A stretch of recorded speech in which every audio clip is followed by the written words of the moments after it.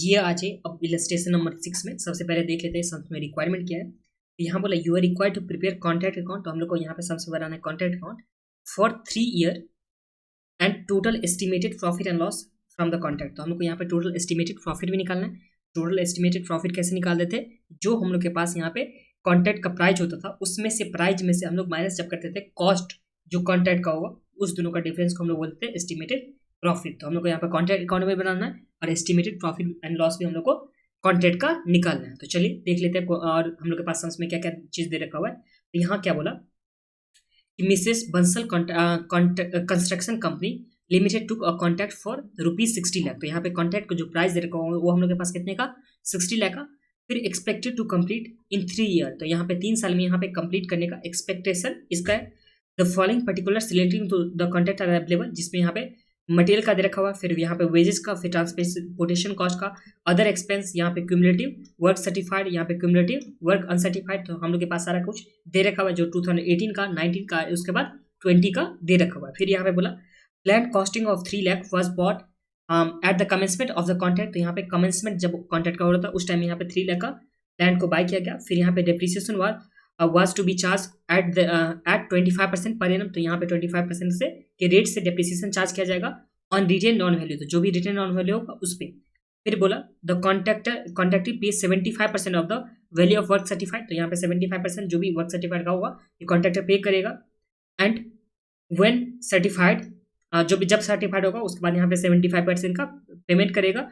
And make the final payment on the completion of the contract. और final payment कब कर देगा, जब कॉन्ट्रैक्ट क्या हो जाएगा, कंप्लीट हो जाएगा। ये सब बहुत ही ईजी है, सिर्फ हम लोग को कॉन्ट्रैक्ट अकाउंट बनाना है, उसके बाद हम लोग लास्ट में एस्टिमेटेड प्रॉफिट भी बना लेंगे। तो चलिए देखते हैं किस तरह से बनाते हैं। आ जाए कॉपी में। ये बहुत ही सिंपल सम्स है। इलस्ट्रेशन नंबर कौन सा है, कितना है, 6 है। तो यहाँ पे लिखिए इलस्ट्रेशन नंबर 6 कॉन्ट्रैक्ट अकाउंट और 2018 के लिए बना रहे हैं सबसे पहले। तो यहाँ पे मटेरियल का देख लेते हैं। तो यहाँ पे 2 लिखिए मटेरियल। फिर यहाँ पे दे रखा हुआ नीचे क्या, वेजेस। फिर यहाँ पे ट्रांसपोर्टेशन एक्सपेंस के लिए। फिर यहाँ पे क्या दे रखा हुआ है, अदर एक्सपेंस जो कितना कितना दे रखा हुआ है 675,000। तो यहाँ पे लिख देते हैं 675,000। फिर वेजेस में दे रखा था 6,20,000। तो यहाँ पे 6,20,000। उसके बाद यहाँ पे 30,000 ये लिखिए 30,000, यहाँ भी लिखिए 30,000। फिर राइट साइड में हम लोग क्या लिखते थे, यहाँ पे बाय वर्क इन प्रोग्रेस, जहाँ पे लिखते थे सबसे पहले में वैल्यू ऑफ वर्क सर्टिफाइड, और यहाँ पे लिखते थे कॉस्ट ऑफ वर्क अनसर्टिफाइड। ये लिखते the value of work certified, और उसके बाद नीचे में कॉस्ट ऑफ वर्क अनसर्टिफाइड जो कितना कितना दे रखा हुआ। तो यहाँ पे 13,50,000 और 15,000। यहाँ लिख देते हैं हम लोग 13,50,000 और ये हम लोग के पास आ जाएगा 15,000। ये हम लोग यहाँ पे लिख दिए, ठीक है। ये हो गया वैल्यू ऑफ वर्क सर्टिफाइड और अनसर्टिफाइड का। अब यहाँ देखिए आगे इन्फॉर्मेशन में हम लोग के पास क्या बोला, जो काम का यहाँ पे कि प्लांट कितने का परचेज किया गया 3 लाख का। तो यहाँ पे 2 लिखेंगे हम लोग प्लांट जो 3 लाख का यहाँ पे परचेज किया गया, और जिस पे डेप्रिसिएशन कितना चार्ज किया जाएगा 25% पर एनम जो रिटर्न और वैल्यू के हिसाब से। यहाँ पे लिखेंगे by closing balance of plant. तभी तो हम लोग इसी तरह से लिखते थे ना कॉन्ट्रैक्ट अकाउंट में कि जो भी परचेज किया होता था उससे डेबिट साइड में और इसके क्लोजिंग बैलेंस को क्रेडिट साइड में, जिससे इस दोनों का डिफरेंस जो हो जाएगा डेप्रिसिएशन जो नॉर्मली हम लोग के पास प्रॉफिट एंड लॉस अकाउंट में था उसी तरह से। तो देखिए क्लोजिंग बैलेंस कितना हो जाएगा, तो यहाँ पे 3 लाख हो गया, इसमें से हम लोग 25% माइनस कर देंगे। तो 3 लाख में से 25% माइनस करेंगे तो कितना हो जाता है, तो ये हम लोग के पास आ गया 2,25,000। तो ये हम लोग के पास आ जाएगा 2,25,000। ये आ गया। और तो कुछ यहाँ पे हम लोग के पास इन्फॉर्मेशन नहीं दे रखा हुआ है। तो इस दोनों का जो भी डिफरेंस होगा वो हम लोग के पास क्या आ जाएगा, नोशनल प्रॉफिट। तो चलिए देखते हैं इस केस में हम लोग के पास नोशनल प्रॉफिट या लॉस कितना आता है। तो डेबिट साइड को टोटल करके देख लेते हैं। तो यहाँ पे 675,000 प्लस में 6,20,000 प्लस में 30,000 फिर 30,000 फिर उसके बाद 3 लाख। तो हम लोग के पास टोटल जो आ गया 16,55,000। ये हम लोग के पास कितना चुका है 16,55,000। राइट साइड में जब देखेंगे 30,50,000 प्लस में 15,000 प्लस 2,25,000। तो ये हम लोग के पास कितना गया 15,90,000। तो यहाँ पे हम लोग लिखेंगे 15,90,000। तो यहाँ पे राइट साइड का बड़ा है तो इस टाइम में हम लोग 15,50,000 में से 16 यहाँ पे 16 अच्छा लेफ्ट साइड का 12 है तो ये दोनों में यही अमाउंट चला जाएगा, ये आ जाएगा 16,55,000। फिर माइनस करेंगे 16,55,000 में से, तो हम लोग के पास इस टाइम में नोशनल लॉस आ चुका है जो 65,000 का हम लोग के पास क्या आ चुका, नोशनल लॉस, या by costing profit and loss, जिसमें हम लोग के पास आ गया नोशनल लॉस आ गया जो बैलेंसिंग फिगर करके हम लोग के पास आ चुका है। तो ये हम लोग के पास पहला आ गया जो 2018 का हो चुका। अगर यहीं पे आप लोग costing profit and loss account बनाना चाहेंगे तो यहाँ पे बना देता हूँ costing profit and loss account. तो सबसे पहले यहाँ पे लॉस हुआ है तो इसका बैलेंस तो डेबिट हो जाएगा ना, तो टू कॉन्ट्रैक्ट अकाउंट जहाँ से 65,000 आ गया, और यही क्या आ जाएगा बाय बैलेंस सीडी जो जहाँ पे कितना हो जाएगा 65,000, और इसी के साथ costing profit and loss account ये हम लोग का कंप्लीट हो गया। और उसके बाद जो कॉन्ट्रैक्ट अकाउंट था वो भी हम लोग का कंप्लीट हो चुका है 2018 के लिए। अब हम लोग 2019 के लिए बनाएंगे, तो यहाँ पे आ जाइए नीचे बनाते हैं 2019 के लिए। एक काम करते हैं दोनों का ही यहाँ पे बना देता हूँ, लेकिन आप लोग अलग अलग करके बनाएगा, ठीक है, नहीं नहीं अलग से ही बनाता हूँ, नहीं तो आप लोग एग्जाम में भी गलत करके आ जाओगे कहीं। कॉन्ट्रैक्ट अकाउंट फॉर 2019 क्या क्या दे रखा हुआ था, तो यहाँ पे टू मटेरियल दे रखा हुआ था, फिर यहाँ पे टू वेजेस दे रखा हुआ था, फिर ट्रांसपोर्टेशन एक्सपेंस दे रखा हुआ था, फिर ट्रांसपोर्टेशन एक्सपेंस के बाद क्या दे रखा हुआ था, अदर एक्सपेंस और प्लांट दे रखा होता है। तो यहाँ पे लिखेंगे अदर एक्सपेंस, फिर यहाँ पे लिखेंगे टू प्लांट, फिर यहाँ पे बाय वर्क इन प्रोग्रेस, फिर यहाँ पे लिखेंगे वर्क सर्टिफाइड, फिर यहाँ लिखेंगे वर्क अनसर्टिफाइड, इसमें होगा वैल्यू और इसमें होगा कॉस्ट, ये हम लोग को लिखना होगा। फिर यहाँ पे बाय प्लांट लिखेंगे, और तो हम लोग के पास कुछ नहीं था ना प्लांट, और तो नहीं था कुछ, ये हम लोग यहाँ पे लिखने वाले हैं। बट ऊपर में एक चीज आप लोग को लिखना चाहिए था, यहाँ पे वर्क सर्टिफाइड को जो पहले वाला दे रखा हुआ था उससे हम लोग लिखते यहाँ पे टू WIP, ऊपर में लिखना चाहिए था, मैंने गलती से नीचे लिख दिया। ये चीज आप लोग एरो यहाँ से ध्यान रखिए, इसे ऊपर में लिखना चाहिए था WIP में वर्क सर्टिफाइड, और यहाँ पे वर्क अनसर्टिफाइड, ये भी हम लोग के पास आ जाता। और इसके बाद जो भी हम लोग के पास आएगा वो क्या आएगा, या तो प्रॉफिट या लॉस आएगा। ये चीज आप लोग को ध्यान में रखना है कि वर्क सर्टिफाइड को पहले लिखते हैं, उसके बाद हम लोग सारा कुछ लिखते हैं। अब देखिए जो बैलेंस शीट फिगर आएगा पहले उसे मैं लिख देता हूँ, तो यहाँ पे वर्क सर्टिफाइड का जो भी ये क्लोजिंग बैलेंस है वो इस साइड में डेबिट में आ जाएगा बैलेंस BD करके। तो यहाँ पे 13,50,000 और 15,000 ये लिख दीजिए 13,50,000, और ये हम लोग के पास आ जाएगा 15,000। यहाँ पे WIP BD लिख देता हूँ, वर्क सर्टिफाइड का BD और यहाँ पे CD। और एक क्लोजिंग बैलेंस यहाँ पे प्लान का दे रखा हुआ है जो हम लोग के पास आया था ना, क्लोजिंग बैलेंस प्लान का 2,25,000, ये भी लिख दीजिए आप लोग 2,25,000। और बाकी हम लोग के पास यहाँ से बैलेंस आ जाएगा 10,50,000, 9 लाख, यहाँ पे 10,50,000, फिर यहाँ पे 9 लाख, फिर उसके बाद हम लोग के पास दे रखा है 90,000, 75,000, तो यहाँ पे लिखिए 90,000 और उसके बाद 75,000, तो ये सब सारा अमाउंट लिख दीजिए। फिर वर्क सर्टिफाइड में 45 लाख और ये दे रखा है 75 लाख, 75,000, तो यहाँ पे 45 लाख और ये आ जाएगा 75,000 का, और तो कुछ नहीं है। फिर हम लोग प्लांट का जो क्लोजिंग बैलेंस लिखेंगे उसमें 2,25,000 का प्लांट का WDB है, उसमें से फिर से हम लोग 25% डिप्रिसिएशन चार्ज कर देंगे, तो ये कितना आ जाएगा 2,25,000 में से 25% चार्ज करने के बाद तो ये आ जाएगा 168,750 का, ये चीज़ हम लोग के पास आ जाएगा। बस एक चीज़ यहाँ पे मिस्टेक है कि ये WIP को आप लोग को ऊपर में लिखना चाहिए था, उसके बाद जो भी यहाँ पे बैलेंस दे रखा होता वो लिखते, ठीक है। तो ये हम लोग के पास आ गया। अब डेबिट बैलेंस में इसका शॉर्टेज होगा तो उस टाइम में हम लोग क्या देखेंगे कि नोशनल प्रॉफिट है, और क्रेडिट साइड में अगर शॉर्टेज होगा तो हम लोग के पास नोशनल लॉस आएगा। तो चलिए देख लेते हैं, यहाँ पे 45 लाख प्लस 75,000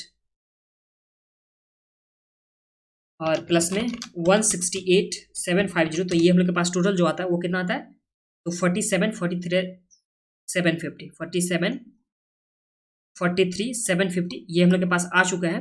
अब डेबिट साइड में देख लेते हैं कि कितना टोटल में आता है, तो 10,50,000 प्लस में 9 लाख प्लस में कितना आ गया 90,000 प्लस 75,000 प्लस 2,25,000 प्लस 13,50,000 प्लस 15,000, तो ये हम लोग के पास जो आ गया, ये आ गया 37,05,000, मतलब इस साइड डेबिट साइड में शॉर्टेज है, तो ये कितने का शॉर्टेज है, तो ये है 47,43,750 में से माइनस करेंगे हम लोग, तो ये हम लोग के पास जो शॉर्टेज आ जाएगा वो आ जाएगा 10,38,750 का, ये हम लोग के पास शॉर्टेज आ जाएगा। ठीक है, इस साइड में शॉर्टेज आ गया, तो हम लोग लिखेंगे costing profit and loss account, और यहाँ पे नोशनल प्रॉफिट आ जाएगा, नोशनल प्रॉफिट जो बैलेंसिंग फिगर करके हम लोग के पास आ गया था।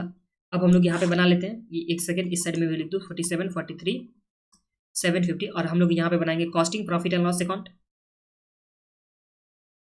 इसका बैलेंस हम लोग के पास डेबिट बैलेंस था, ये था ना, क्लोजिंग बैलेंस क्रेडिट होता तो डेबिट बैलेंस में यहाँ पे बैलेंस बीडी में आ जाएगा, तो टू बैलेंस बीडी जो कितने का आ जाएगा, तो हम लोग के पास कॉस्टिंग प्रॉफिट एंड लॉस का बैलेंस बीडी में कितना था, 65,000 का, क्लोजिंग में सीडी था, तो यहाँ पे ओपनिंग जो होगा उसमें बीडी आ जाएगा 65,000 का, ये आ गया। और इस केस में हम लोग के पास क्या है, यहाँ पे प्रॉफिट हो चुका है कितने का, 10,38,750 का, और प्रॉफिट का बैलेंस हम लोग हमेशा क्या होता है, क्रेडिट होता है, ये तो आप लोग को पता ही होगा, तो यहाँ लिखेंगे हम लोग बाय कॉन्ट्रैक्ट अकाउंट, जो कितना हो जाएगा 10,38,750, 10,38,750, तो ये हम लोग के पास टोटल में भी आ जाएगा 10,38,750, और इस साइड भी आ जाएगा 10,38,750, तो जो हम लोग के पास ये क्लोजिंग में बचेगा बाय बैलेंस सीडी, वो बचेगा हम लोग के पास प्रॉफिट वाले में, तो ये कितना हो जाएगा 10,38,750 में से माइनस कर देंगे 65,000 को, तो ये हम लोग के पास आ गया 9,73,750, ये हम लोग के पास क्या आ गया, बैलेंस सीडी में आ गया। ये समझने में तो आप लोग कुछ ही प्रॉब्लम नहीं है, अभी तक में सिंपली सम चल रहा है, इससे इजी सम तो कुछ हो ही नहीं सकता है। अब यहाँ पे आगे आ जाइए, हम लोग बनाएंगे कब का, 2020 का, तो यहाँ पे बनाते हैं कॉन्ट्रैक्ट अकाउंट फॉर 2020 का बना रहे हैं।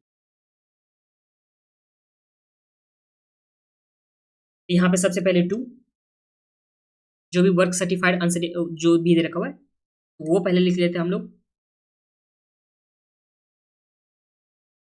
2 WIP जो BD का होगा, यहाँ पे वर्क सर्टिफाइड का, और यहाँ पे वर्क अनसर्टिफाइड का, जो कितना कितना यहाँ पे आ जाएगा BD में, तो 45 लाख और 75,000, तो यहाँ पे लिख देता हूँ 45 लाख, और ये आ गया हम लोग के पास 75,000 का, ये आ चुका था। और एक हम लोग के पास BD और आता प्लांट का, तो यहाँ पे लिख देते हैं 2 प्लांट, जो कितने का आ चुका है यहाँ पे 168,750, तो यहाँ पे लिख दीजिए 168,750 का। फिर यहाँ पे हम लोग के पास 2 मटेरियल का दे रखा हुआ था 2, फिर यहाँ पे हम लोग के पास मटेरियल के बाद क्या था, वेजेस का था ना, फिर 2 यहाँ पे था मटेरियल के बाद वेजेस था, और क्या था ट्रांसपोर्टेशन अदर, यहाँ पे ट्रांसपोर्टेशन, फिर यहाँ पे 2 क्या था, अदर का दे रखा हुआ था। तो चलिए कितना कितना दे रखा हुआ है, तो यहाँ पे देख लेते हैं 9,07,50,000, ये लिखिए 9 लाख, फिर यहाँ पे 7,50,000,